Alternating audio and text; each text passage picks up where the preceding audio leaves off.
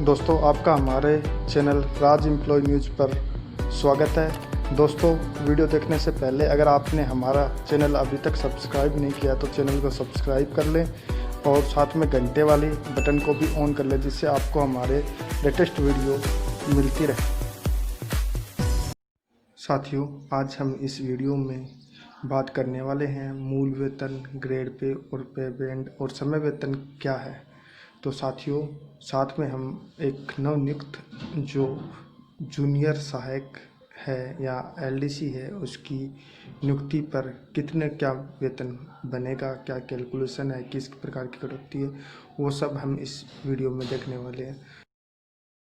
Video को अंत तक पूरा देखें और अगर आप हमारे चैनल पर अगर नए हैं तो पहले हमारे चैनल को सब्सक्राइब करें और बेल वाली घंटी को ऑन कर दें, जिससे आपको हमारी लेटेस्ट वीडियो का नोटिफिकेशन आपको सबसे पहले मिल सके। तो सबसे पहले हम बात करेंगे मूल वेतन की।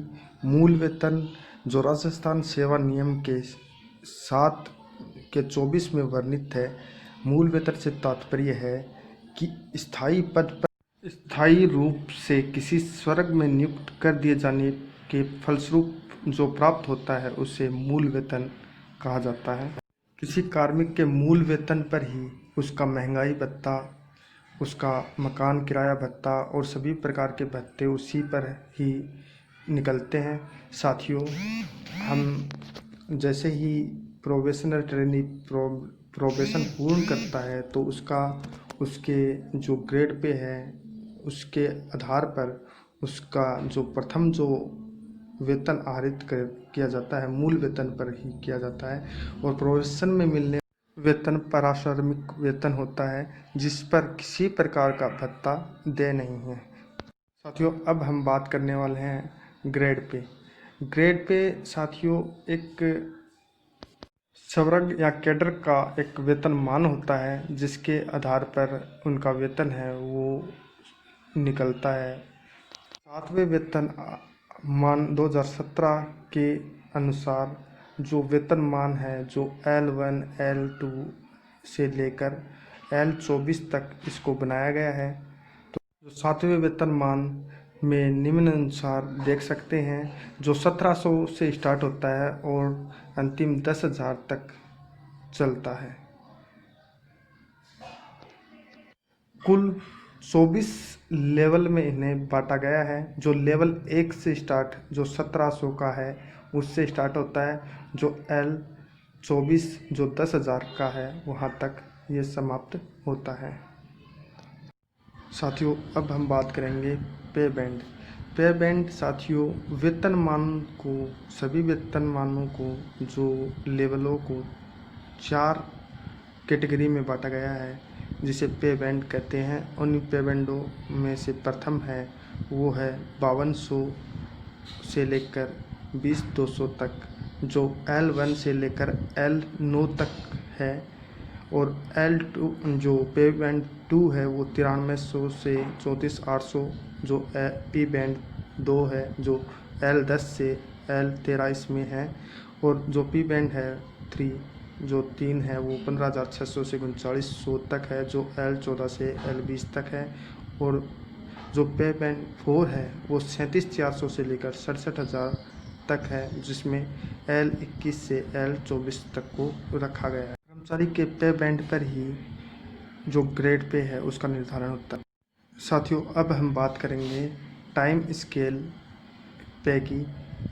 तो साथियों, ये टाइम स्केल पे है वो एक जो लेवल मान है उसके अंदर जो अधिकतम जो न्यूनतम से अधिकतम तक मिलने वाला जो वेतन है वो इसमें मिलता है।